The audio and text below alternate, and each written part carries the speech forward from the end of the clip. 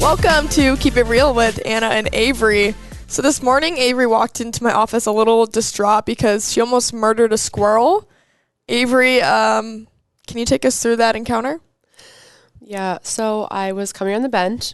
You know what I'm talking about, like 10 seconds away from the office. And the squirrel definitely heard my car because he did a little like perk up, like. And he was already on the road? Yes, like on the other lane. And then he started sprinting towards my car. And I was like, no. And I came to like a full stop.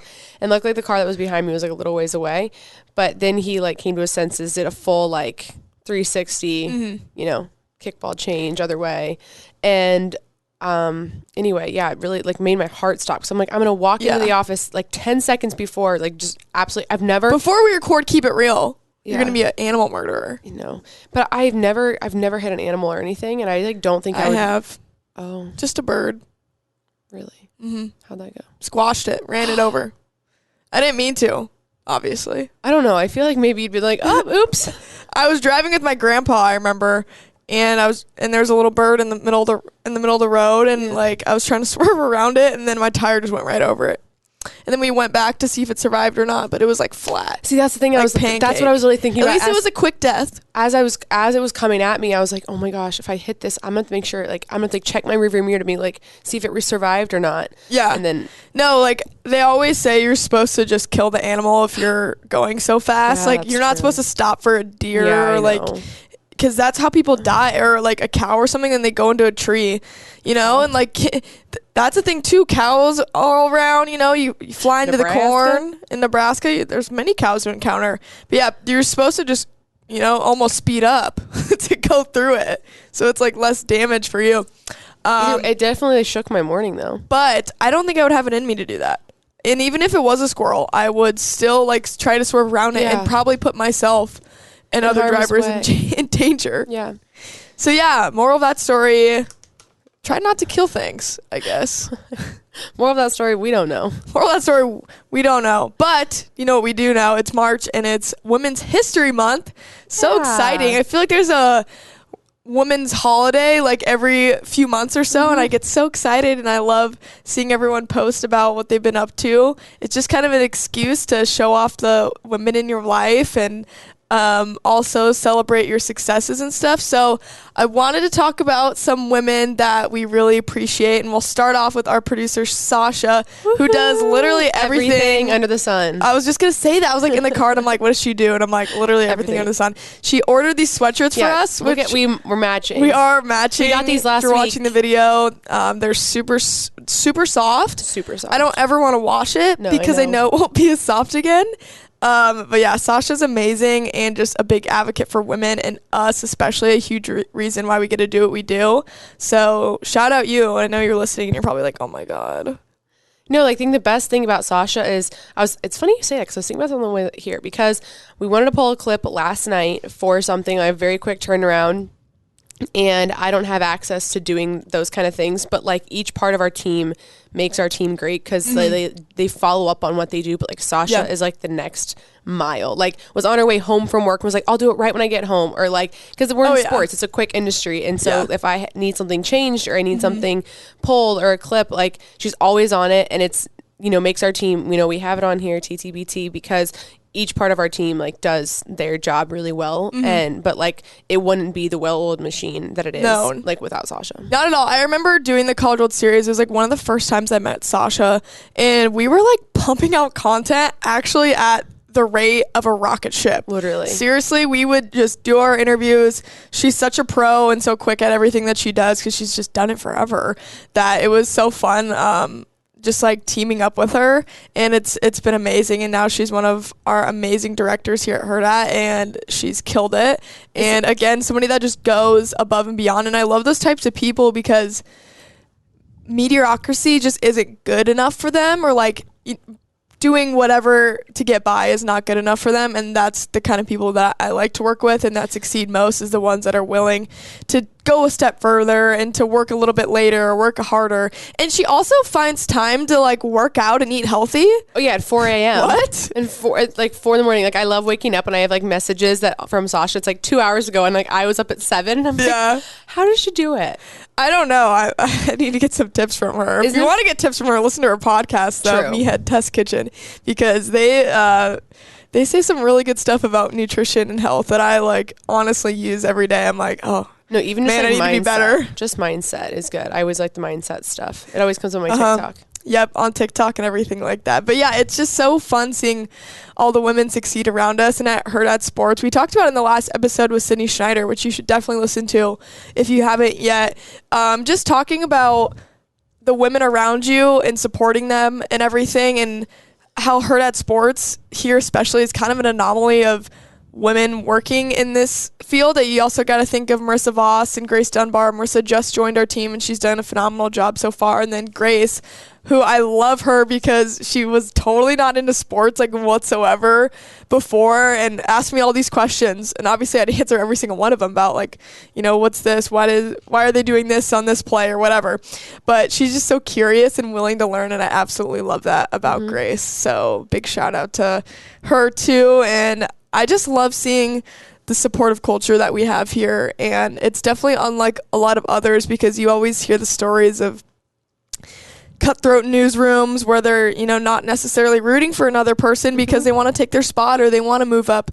Whereas in an environment like this, working in digital media more so and having your own, you know, side gigs that you can do here or there, whether that's TV or radio or, I mean, even like with you, Avery, working at UNO, like you have your own lane and you can succeed in that. Same thing. Yeah, and me at Creighton too, and just like having that ability to work different areas and just really, again, like what you said, make it a well-oiled machine of everyone's doing this part and that part to make it all come together as one. And that's just what's been so different about this working experience because, you know, in college, it's like you can't really force somebody to work hard. Right. And that was always so frustrating for me and probably you as well.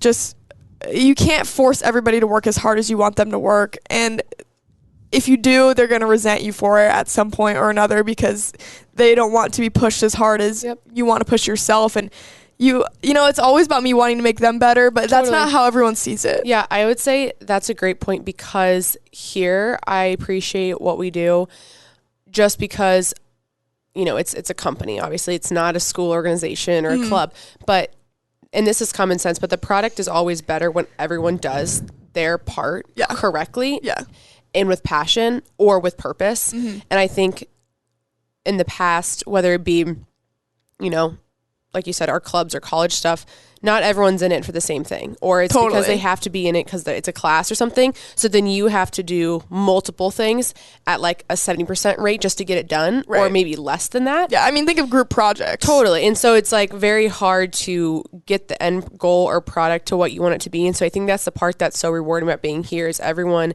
is specifically good at something different. That contributes to our team and what our end goal is. And so it allows you to do your job at 100% and do it well because everyone else is doing their piece.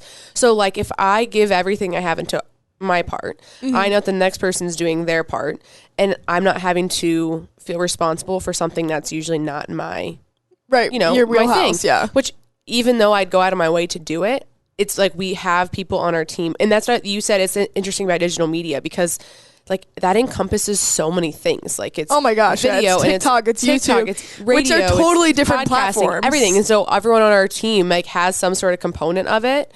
And like you said, it's very unique. And that's the best part is because everybody knows, at least I feel like here, that, and we talked about this in the last podcast, that there's no linear path in this industry. Like it's not like when you're in nursing or even accounting where it's like you get to level 1 and everyone knows when you say your position that they know where you're at. They know what you're doing. They know you're studying for your CPA to move up to the next thing or that you're in, you know, you're an RN or whatever. There's some sort of hierarchy. And like that's just not really a thing in our industry. And even though there are places or people that you can look at that you know where it sits and what's above what and like how to move upward, you don't do it step by step. You have to literally just take it by the horns and Oh my gosh, why'd you say that? By the horns. If you don't know, that was the name of our college show. That was weird. I didn't even mean to do it like that.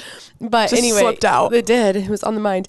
Actually, it wasn't, so I don't know why that came to mind. But you just have to like make the most of every opportunity. And so that's like what everyone pushes you to do here. So like if you say something here or it's an idea, or even if people know that I have to do something for Omaha, but like there's a way that I could dabble and make it a Hurrdat Sports thing, do it. Perfect. Right. Go for it. That's the biggest difference between when you, because Avery and I just graduated college in May, when you jump into the professional world, it's so great because obviously everybody at this job, especially in the sports industry, is here because they want to be here, right? You could get a 9-to-5 job somewhere else and, you know, make good money and do that, but you're in sports because you love it, you know, and like sports across the board and especially newsrooms are like notorious for long hours, not the greatest pay in the world, and sometimes you're covering something way out in western Nebraska that you might not want to do, right? But it's because you're so passionate about what you do and the work you have and the pride that you take in it, that I think that's what separates sports from the rest of the job fields, so especially. That was a perfect segue because I wanted to talk about girls state last week. Yeah, speaking of teams from all over the state. And girls sports, I admittedly will tell you I'm not the biggest women's basketball sports fan. And I don't mean like I don't love to watch it. It's just it's not the first thing I usually turn on. Like or I like when during a midweek, I'm like, now that it's baseball season, I love watching Tuesday night baseball games. Or I will always, the crossover for you. It's hard. And so like, or it's my brother's season, so I'm watching him, I'm watching his friends, all those things. And I sometimes forget, or also I'm a KU basketball fan, so I'm always tracking their schedule. And so this past week, being in a girls basketball environment, I absolutely loved it. I take that back, actually. A few months ago, I really got to start covering Omaha women's basketball, and I love their team, which shout out, they're playing the championship today. Well, it's Tuesday. You'll hear this in 2 days later, so hopefully they got a ring on their finger, but they're such a fun team to watch. And between them, going to a few Creighton games with you, and then last week, the women's basketball tournament, I have like this resurgence of love for women's basketball because of the passion. Oh my gosh, yeah. Granted, I feel like when you watch guys, it's a little more skill oriented.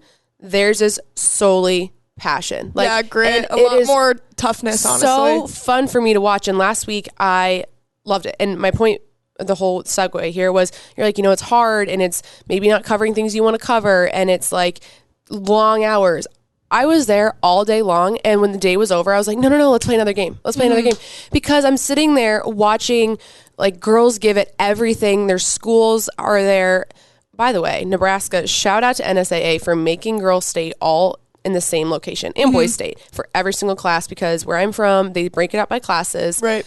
And it's fine, but it does not create the community that you have here. Like having people there every day, your whole community, small towns, people from Omaha. That's the best part, is all the small towns coming in. Everyone is there. And I was with Mike, and Mike's like, that's probably the whole town sitting right there. And like that is like also the joy of high school sports too. Like there's no other time in your life that you get to play solely in front of the community that raised you or your friends that you grew up with, no matter if the talent isn't what it is compared to club and all that club atmosphere, but there's just nothing like nothing can beat high school atmosphere. sports. No. And I told you guys last week, I left literally crying on Tuesday night because I'm like, I miss competing. Like I miss leaving a game in like my whole neighborhood or like my school, whatever, like being there. Yeah. And you get that to a certain extent with college sports when you're in a community like Omaha and stuff. Like you get to connect with people, but it's just so different. And I'm watching senior nights of girls that I don't even know. I'm watching girls' careers and I don't even know them. And I'm sitting in tears and I can't stop because I just love it. And I just love watching people also just do what they're passionate about. But the whole girls' sports atmosphere this past week was unbelievable. And like just huge shout out to how everything was run. I'm a transplant here, if you didn't know. Yeah, and now you're all hyped up on Nebraska sports. I am. And I told Mike, I said, I want to do a tournament. And I was like, I'm going to manifest it. And I said it out loud, and he was like, I can probably make that work. And like, let's do it in 2 years. I want an Eastern Nebraska versus Eastern Kansas basketball tournament. Or a round robin thing. We'll meet somewhere in the middle, because as much as I love you western parts of the states is just powerhouses of talent on the east side. We could always do a west side too, but it's easier to meet. I mean, I come from a basketball school. I saw so much basketball talent this past weekend. Like, just the passion for high school sports. I'm like, if we had like a house divided and it was like Nebraska on one side and Kansas on the other, like, I am there for it. There for it. If it's funny because I look back at my high school career, and I'm like, did I take high school sports for granted? Like, not going to enough games and, you know, not participating enough or not continuing team sports. Like, I ran track my last 3 years, so from my sophomore to my senior year, which is great, but it's not necessarily the most team sport, and you don't get spectators at it besides really your family and like very, very few maybe close friends that go to state that come and watch you run. But whenever I watch basketball games, just like you said, I miss that team so much. Like, I miss teamwork so much, and just nothing will beat it. So like, if you're in high school, don't take it for granted. Live it up. Like, it's funny you say that, because I think if I can't imagine I'm actually saying this, but I would actually redo high school over again, knowing what I know now. I would say I took every sporting event, like, seriously. I was at every game for a lot of things. Like, I loved it. And I loved watching my friends do their thing. But I wish I would have played basketball and volleyball through, even though I had soccer, because travel, like with club, it literally limited. Like, I could not be there on weekends. I could not be there for practices. Like, I was not going to be able to probably continue to play at a high level. Right. I had basically quit basketball and volleyball. And looking back, I'm like, I wish I just would have found a way to make it work, because I loved playing high school sports. Competitive is just a different level, and I love that. It got me to where I was, but once again, it's that community aspect and just having something else to compete in. Like, I watched people this past weekend just compete and like do it with their best friends, and I'm like, oh, that's so like, and I'm like, I would go back right now, and I don't know, I feel like it's weird. Like, I'm 23 years old. I should have no interest in being in high school, but it's not. I mean, I don't want to go back to high school, but no, but I mean, for certain aspects, like if I knew the way I'd feel at 23 about wishing I could play a sport again, heck yeah, I'd do it again. Right. Or like, just would I find a way to make 3 sports work? Yeah, I would have. And like, looking at it now, I'm like, God, you don't know those things. It's crazy how much kids can't be multi-sport athletes now, and how beneficial it is to be a multi-sport athlete. But I mean, especially soccer. I mean, I had friends that did intense club soccer, and then they'd play high school for fun and would just win state titles. Yeah. Because they're so good. Yeah. And it sucked seeing that they had to miss homecoming. They had to miss prom. They had to miss all this stuff. And I'm sure you had to do the same thing. Yeah. I don't think I went to my first dance until like my spring of my sophomore year. Yeah. It just stinks. I get it, club, and it's really important in the development, especially getting a college looks and stuff with the ID camps and whatnot. But sometimes it's a little intense of how rough they treat kids in club, meaning just the schedule, the rigorous schedule, and everything that they have to work with at 15 years old. Yeah, I mean, granted, like some of my favorite moments of probably my entire career, like were with those teams and like where they have you go and all that stuff. I just think it's, well, I mean, I don't know if you're aware of this, but there was a club, or I guess it was an organization that was created a few years ago and for soccer, and it basically made club year round, so you could not play high school. It wasn't an option. And the coaches would be like, if you play a high school sport, you're kicked off. Yeah, you're not on the team. Like, you can't. Like, the schedule goes into the spring. It was no longer a thing. And it made me really sad because, you know, is the talent in high school great? Like the coaching? No, not really. But it's not usually what it's for. You know, It's that community piece, and it's playing for your school. And there's only 4 years you get to do that. And it just takes away that sense of, like, I mean, it keeps coming back to the community. But it was interesting because we didn't have it. It came when I was a freshman in college. And it just took the best talent away from the high schools too. And like, I don't know about you, but like, there's nothing like a high school rivalry than that, like a club rivalry. No one cares, right? Yeah. And so when I got to go up against people that I used to play against in high school, or like my friends in high school, it was game on. Like so much different than playing a team that we were rivals with in Michigan, right? Like that's the best. And then I felt like that was kind of lost because all these girls are on the same team still. They're still playing together, and they're not even in high school. And it also makes the value of high school sports so much less when the competitive players, and like, think of like the players we have in boys basketball coming up this week, people that are committed to big schools and people that are just imagine all of them are just gone. Not there. And like, am I saying that the other kids on the team aren't great enough? No, but how much more excitement and how much more competitiveness and drive does it add when you have those players playing for high school and just people wanting to watch too? That's my thing. And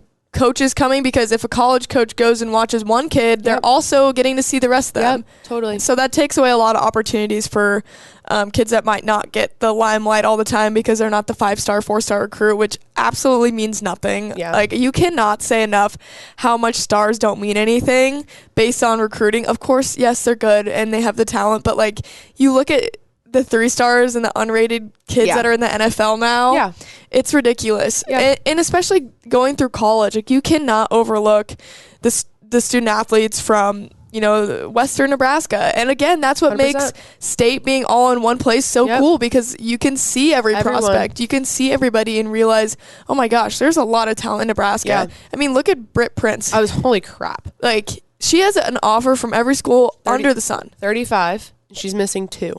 UConn, South Carolina. Which probably will offer her soon.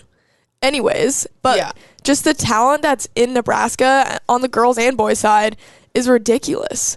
And it's a shame that some wouldn't be discovered if not for people like, again, Mike Sauter, or people like us that are covering these high school sports at Hurrdat and like making sure that they get the love that they deserve and showing off all the talent in the state. And yeah, it's a huge testament to what high school sports can mean to a community. I do want to experience high school football in Texas though, because I cannot believe they sell out like stadiums, huge stadiums, like college stadiums almost for high school Friday night football. Amazing. I know. And another thing that doesn't get old is definitely high school football and like the chants and the themes and stuff. No. So fun, and like, I hope that never goes away. I know. There's a certain degree of excitement that I think about when, you know, there's college games or hopefully making it to the next level and covering those things, because I love tradition. Like, I think at the end of the day, when you tell me, like, why do I love sports? Like, I love tradition. Yeah. Because, like, what keeps you coming back for tailgating and selling out a crowd when you win 3 games? What is it? It's tradition. It's passion. Right? Nebraska. Yeah, exactly. And then you look across the board all over the place. Like, I mean, as a KU basketball fan, like, what brings people to Allen Fieldhouse all the time? Like, it's the atmosphere. It is. It doesn't matter if that team was like 0-25. No. And so I love that, and I love the college world, and I think there's a certain aspect of the NFL and professional and all that that's great. Yeah. But it's so hard to replicate the environment of a high school game because everyone's experienced it. So no matter if you are a parent or a sibling or you've graduated or you're a fan of a fan, you've been to a high school you've game. Been to it's high so school, accessible. Like, you've been to high school, you've probably been in the student section, or you were an athlete at one point, so everyone can appreciate it. And like, there's just such a more like intimate, competitive nature. Like, when I go to my high school games still at home with my brothers or whatever, I know every chant that they're gonna say because I've been there. Like, our parents that have their kids are in the student section, they laugh now. Like, they are been passed down. They're like, oh, I did that chant 20 years ago. Yes, or like, it's just, there's some sort of like camaraderie that comes out of just not even the athletes, but like the environment. Like, when I hear my school's fight song for high school, it is a different kind of like nostalgia, you know? I don't know how we got on a high school rant, but I'm like, geez, close the yearbook, Avery. My God. I will say on record, I don't want to go back to high school. I meant sports. High school sports. I would love to experience that again, because I miss not being like, you cannot be the best athlete ever, but still get to play, right? And that's the best part of it. You rule the show in high school. Because you can be just an athlete and do so well in sports, and hey, maybe you don't have those college offers, but it doesn't matter because it's high school and you can get by with it. Just by having fun, having passion, and showing up. When is track at high school? Fall in Nebraska, it's spring. Okay, so like, would you agree that for 4 months of the year, that spring, like, it was just a different kind of fun? Oh yeah, it was so fun. Like, spring is the best sports season ever. Sorry, fall for soccer, but no, we're spring. Oh, you're spring too. I just mean like football and stuff, high school football. Well, I love high school football, but spring, like, there's a new excitement when spring comes because summer's near. That's true. And like, fall school's just starting. Yes, that's fun because there's homecoming and stuff. Yeah. But spring, it's like the weather's getting better. We're practicing outside. Like, nothing can beat going outside with your best friends, sprinting around a track and doing horrible workouts together. Did you guys have to? Was your soccer field within the track? So like, it was separate? a practice football field up top around our big track, but below was our practice soccer field. Okay, / stadium. So they didn't practice like inside the track. Oh no, they were down. They were down below. They hated when we were practicing around them. So we had our own field. We had a game field. Like it was grass. So like we didn't practice on it. We practiced on the football field, which had it was turf. Yeah, and we had the track around it. Yeah. And oh my gosh, like. Yeah, we were like rivals during practice because balls would go into the track and stuff, and like you'd trip like kids. run to go get it, and then coaches would be like, "Look out!" Yeah. And like you've got kids running like sprints, and you're going and oh my god! But like it's just funny you say like nothing better than running around a track. I literally would watch and be like, God, I could never do that. Oh my gosh, that's funny because everyone would be like, oh my god, the soccer workouts are so hard, and we'd see them like struggling jogging down the field, and we're like, what are you guys doing? Like track workouts are way harder. So we always had beef with the soccer kids. We're like, you guys don't have hard enough conditioning. We have way harder conditioning in track. I'll stand by that. But well, probably because all you do. Yeah, it's all you do is run. I mean, you guys, you got to dribble the ball. You make sure your feet still work. So yeah, that shout out soccer. Yeah. Well, World Cup's coming up soon. Speaking of that, Women's World Cup. Mm-hmm. How's the USA gonna do? I think good. Don't you have a friend that just got called up to the U23 national team? U23 national team. Shout out Kansas City soccer real quick. Dude, Kansas City, man, they pump out quite a few athletes. I will say it's an underrated city for athletes. Thank you. Bubba Starling, I mean, come on now. Yeah. No, we do. We have a lot, and I think that's probably also where my passion for sports comes from too, just because following so many kids out of my city. Yeah. Like it's not kind of like a one stop then done. I feel like after high school, like there's been so many fun stories and just fun things to follow, and it makes you feel connected, which is really cool. Do you remember how many kids went D1 in your class? Oh gosh, I don't know if I know how many, but I think we had like 30. It was a ridiculous number. Yeah. I don't know if it was like just even my class or just like I remember I mean, obviously, I'm going to say Christian Brown. That was the big one because when I was... He's in the NBA now. Yeah. I was a senior. He was a junior. And, like, Bill Self was coming to our high school to watch games and stuff. And, like, that was kind of like the, whoa, like, this is, like, legit. Like, and, I mean, we'd have other people go other places and big places and stuff like that. I don't even know if I would say it was just my high school, but I would say just, like, our, I guess they would call it league, like Eastern Kansas League, EKL. Mm-hmm. It just was like across the board: football, baseball, basketball, girls soccer. Sorry, you're gonna whack my microphone off. It's okay. I'm trying to move my feet. It's okay. Just like every game had someone to watch or multiple people to watch, and like that was like.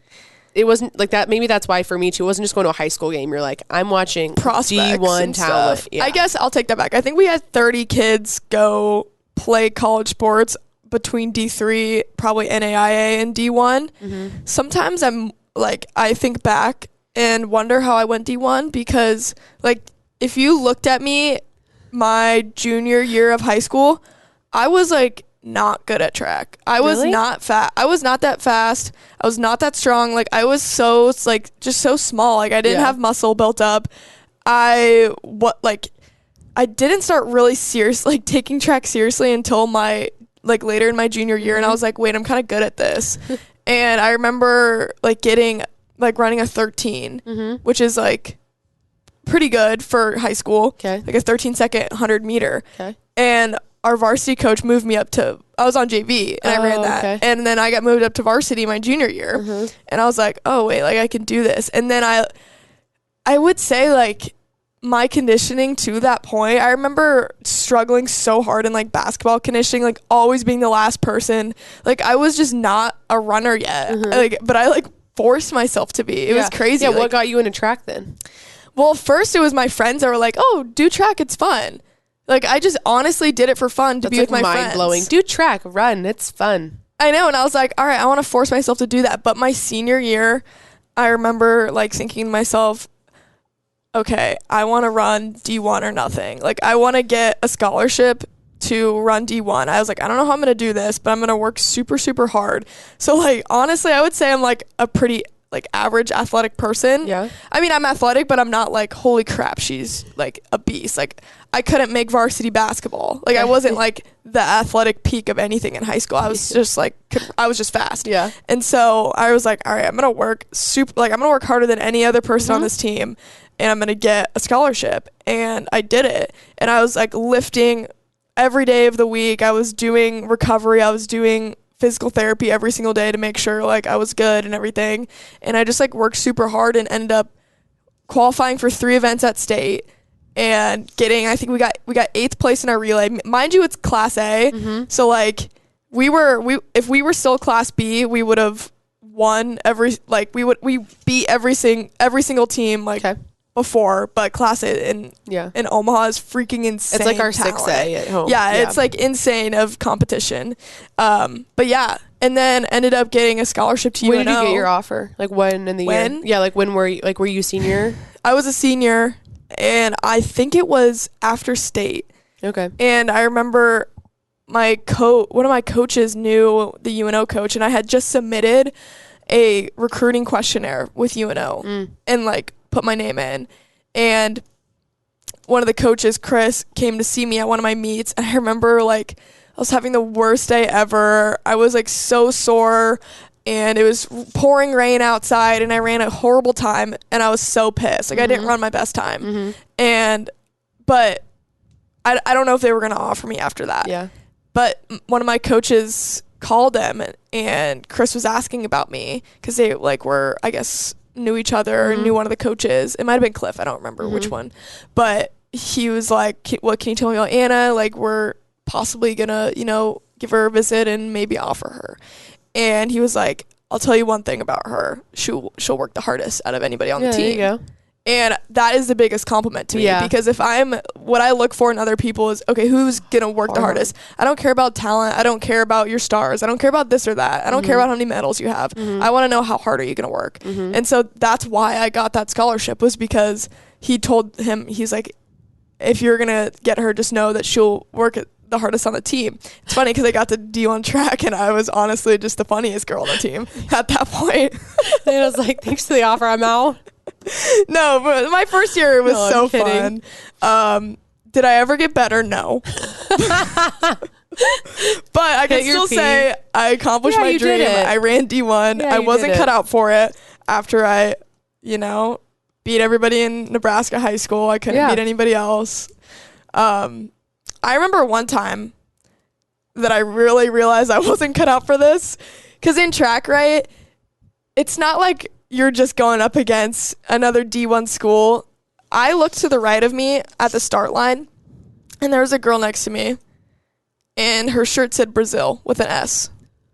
Like Brazil. Yeah. Like the national team of Brazil. Yeah, not Brazil. I was running next to an Olympian. Yep. Who had qualified for the Olympics before. Where? Where are you guys? I was in California. Oh, God. At a meet. And I was like, I looked at her, and then I looked at my teammate, Breck, to the other side of me, and I go, what are we gonna do? She's winning. She's in lane 4. I probably should have been in lane 8 or 1, which is the slowest lanes. And I like look over, and I'm like, I'm getting dusted. Like there's no chance for me to survive this race. And so we run. She just obliterates everybody, and we're just, me and Breck are just like, and Breck's fast too. Like she's faster than me, and I was like, dude, like there's nothing we can do about that. She got Brazil with an S. She's got Brazil with an S on her jersey. Like mine's like Omaha, a D1 school in the Summit League. Like we're not beating Brazil. Mine's like Omaha. At that point, I was like, I might not be cut out for this. But was that your freshman year? That was early? That was my freshman year. One of our first outdoor meets in April. So tough. Oh my God. I have another embarrassing story too about my track days. First ever outdoor race at Mizzou. You wipe out? No. Oh. Almost not worse, but so sometimes on a track, every track's kind of painted a little bit differently of what color the lines are and stuff. Running 100 meter. I stopped 10 meters before the race ended. Because everyone just flew by you. I thought the line was closer than it was. I couldn't see.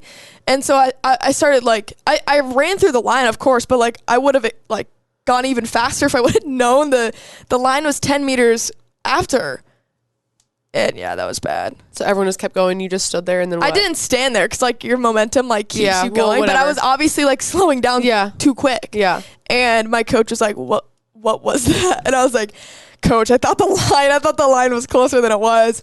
That was so embarrassing. Yeah, that was. Was bad. he mad? No, he wasn't mad. It was like one of my first races, and you can't get mad at a kid for that. But yeah, that was bad. Well, if it makes you feel any better, we played Memphis for my first ever game, and Memphis was like ranked in the top 25 like every year. They always snuck in there, and it was my first ever college game. And I'm basically telling a story about Margaret, not me, but because this was like our running joke for a little while. But Margaret was our starting center back freshman year with another senior, and I'm pretty sure we lost like 6-1, I think. And it was hotter than heck. Like, we're in Memphis, it's August. We were in this like, they didn't like have a field on campus. It was like this like community field, which was kind of interesting because they're like a great program, I guess. Like, bugs everywhere. It's like down low. It's like humid. Yeah, it was like they were everywhere. It just was like, I don't know, like kind of tall grass. Just, I guess maybe not what I pictured for my first college game, but not like, you're like, what is this? What is this? No, my club fields were better than this. But like, it was just like, you know, sticky atmosphere, sweaty, hot. Like, now you're already losing 3-0 in the first like 25 minutes. Like, you're like, oh, screw this. Crap. Is this college soccer? I know. Get me out of here. We go into the locker room, have quite the speech, whatever. Afterwards, like, I don't know how it's funny because you don't know how like just things work. Like, when do I see my parents? Like, when do I say hi? Like, is coach like mad right now? Is he gonna want, like, obviously he's mad we just lost, but like, it was our first ever game. There's like 12 of us new freshmen. We're playing Memphis. Like, do we have the post soccer game talk like now? Do we have it at the hotel? Like, you just don't know, right? Like, so he was like, just go say hi to your parents now. Like, we'll talk after. And I'm like, okay, whatever. So I'm talking to my parents. Like, literally, I'm not kidding you. We're surrounded in bugs, like surrounded, like mosquitoes everywhere. Like, you almost even want to talk to them. You're like, I'll find you later.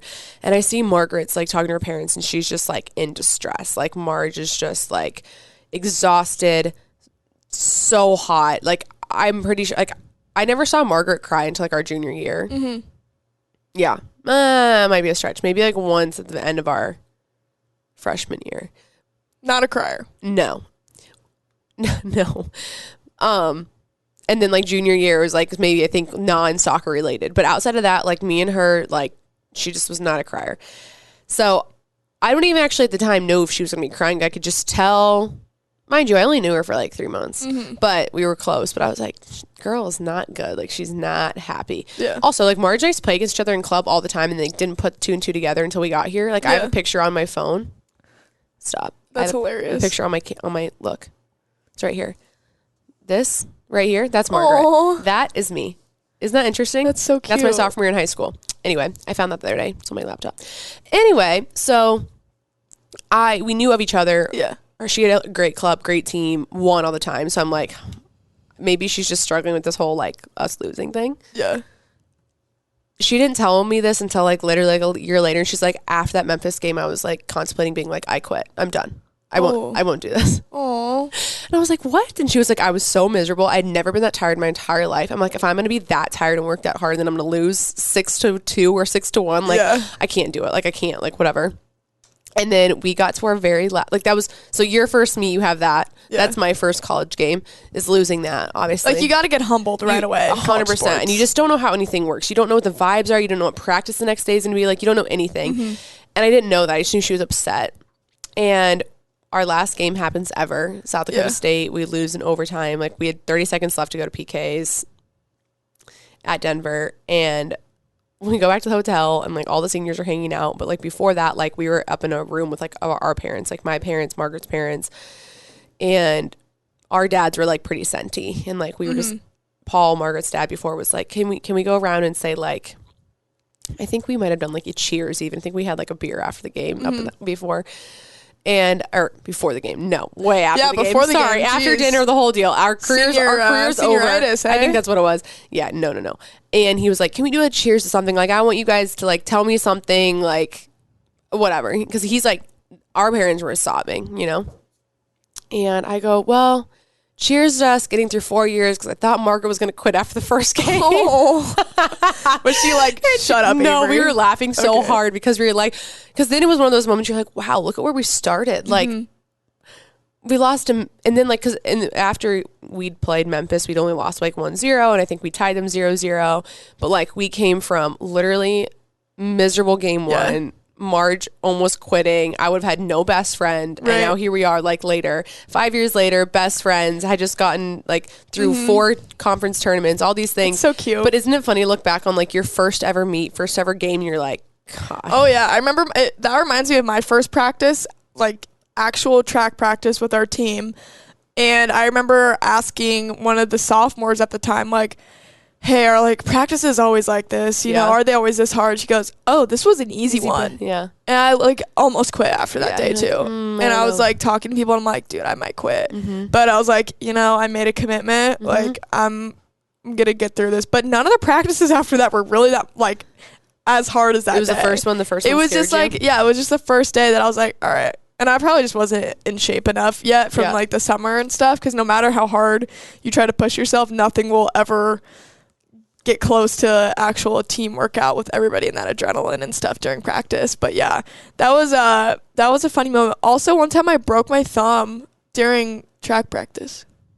And you might ask, how do you break your thumb during track practice? Like that. So I was like on the starting blocks and I don't know, I forgot everything.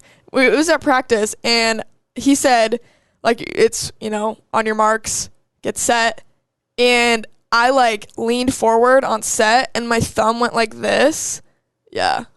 Bad visual for those at home. Yeah, I don't like that. And I like bad vision. I stood up. I stood up and I was like, Coach, I think my thumb's like broken or something. And he's like, how did you do that? And I went to the trainer and they're like, you run track, right? Like usually it's probably basketball girls or volleyball girls come in with broken thumbs. I think I just had sprained it though and I had to wear like a brace for a bit. But yeah, I could still run with it. I was just running around with a little brace. Yeah. Moral of story. Don't take for granted your sports, even if you're not good at them. Yeah, this one all over the place, but that's kind of where the past week's been. Yeah. No, it's appreciating. And appreciate the women in your life because it's Women's History Month all month long, all March long. I want to hear 10 good things about a woman in your life right now. Go text them. 2. Oh, to them? Yeah. To our listeners. Like, how are you going to... Yeah, okay. Fair. Put them in the comments. Put them in the comment section. Tag them. Let us know. Tag them. And tag, like, to your reshare. Moms, too. Shout out moms. Shout out moms. Mother's Day is in a while, though. We don't need to talk to our moms quite about it. Yeah, jeez. Me and Anna are like, we can do like a quick little...